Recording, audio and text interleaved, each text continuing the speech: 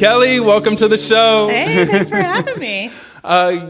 Tonight's theme seems to be just powerful women who are creating pathways for the creative design community. Mm-hmm. And that's exactly what you've been doing at ADX. Let's talk about ADX and the development of it. Sure. Well, we've been around for about almost going on 8 years. As Yvonne said, we started during the recession. And we're a community workspace, so we have 24,000 square feet of warehouse in the Central East Side on Southeast 11th between Oak and Stark. Imagine a giant warehouse filled with tools. So we have a full wood shop, a full metal shop, screen printing, jewelry making. We have a laser engraver that you can get certified on and then use yourself, CNC routers and CNC plasma cutters. Just want to point out that Annalise is in the house. Annalise!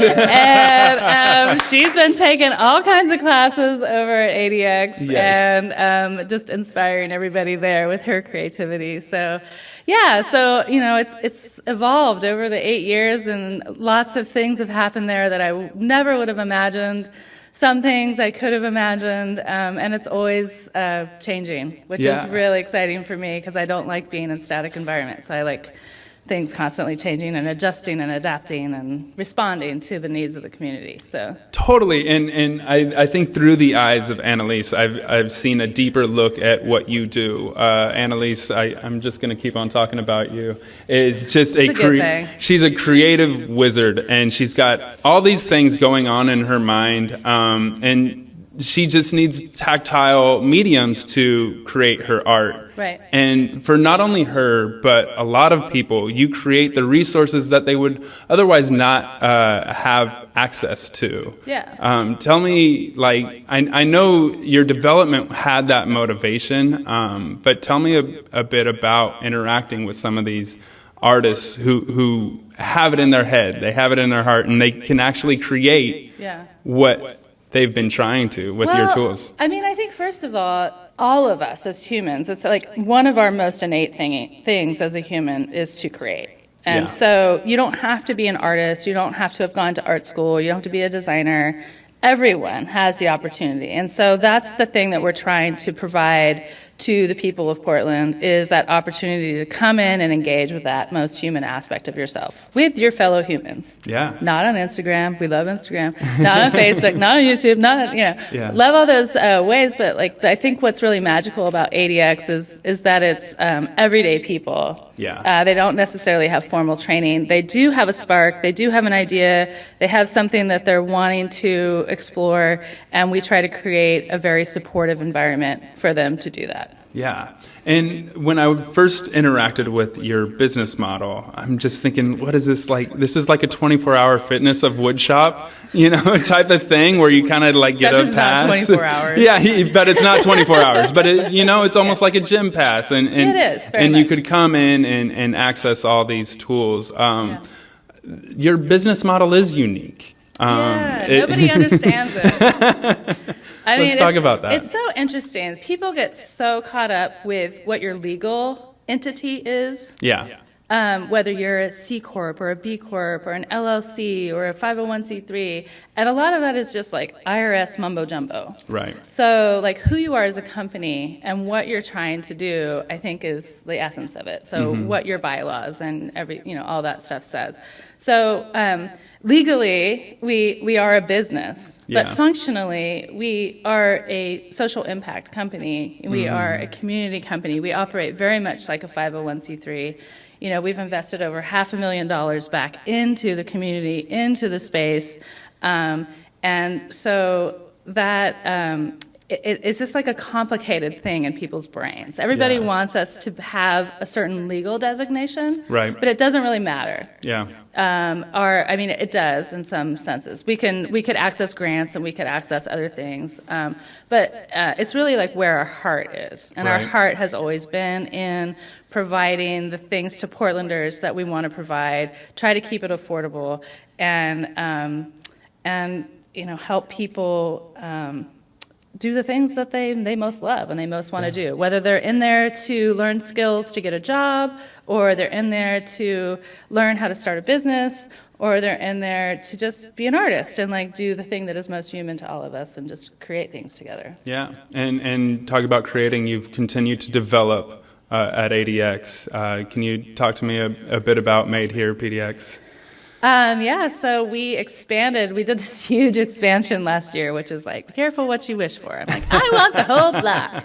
And that expansion was a big move for us. And Made Here PDX, if you don't know, they have a store across from Powell's downtown. They have a store in Williams, and then they have a small store in the Hilton. And then they opened a store on campus in our little retail space on 1015 Southeast Stark. And it's all focused around home goods. And a lot of the makers that are featured in the store have come out of ADX, which is super exciting. Yeah. So they're a tenant, and then the pro space that's behind. So I also love that they're selling goods, and then behind the store is where all the making is happening. So if you want to go back and actually appreciate the process of how things are made, you can go back there and look at it. And so we have 8 pro tenants that are back there. So those are businesses that have scaled to the next level, that are really trying to make a living doing this, and just need that extra step of help before they like launch out into the world. Absolutely. So that's our pro space. And then we just converted the Portland Apparel Lab, who launched out of ADX and is now going into their own space. So we're turning that building, which is covered with this really cool mural by Spencer Cunningham, of this really cool rattlesnake. Yeah. That's turning into Studio 425, and that will be a collective of 10 artists that will work out of that space together. That's absolutely amazing, and it does not stop. It doesn't stop. Let's talk about the newly formed nonprofit. Yeah, so a group of us got together recognizing that where we are with our city today, with affordability being a huge issue, homelessness being a huge issue, that we really needed to be part of the solution. And so a group of us got together and started the Make It Foundation.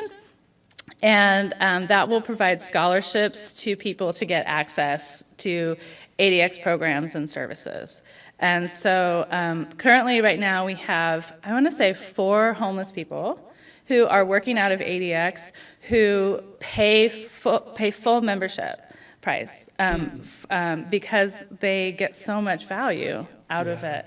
They get a safe place to work and create. They get access to a kitchen. They get access to bathrooms. Just like really basic things that we all really take for granted. And so I started recognizing this and just wanting to do more. And we're kind of in that neighborhood right around St. Francis, and so the homeless population is a very much a part of our everyday life, and we interact with a lot of folks that are saying, I just want to make things. I want to come in and create things. And so we need to find a way to give people like that, people of color, LGBTQ, veterans, previously incarcerated, really important to me right now, because oftentimes previously incarcerated cannot get jobs. Yeah. You know, they're kind of our most vulnerable citizens re-entering into the world, and so being able to give them access to the space and resources and opportunities to start their own companies is really important.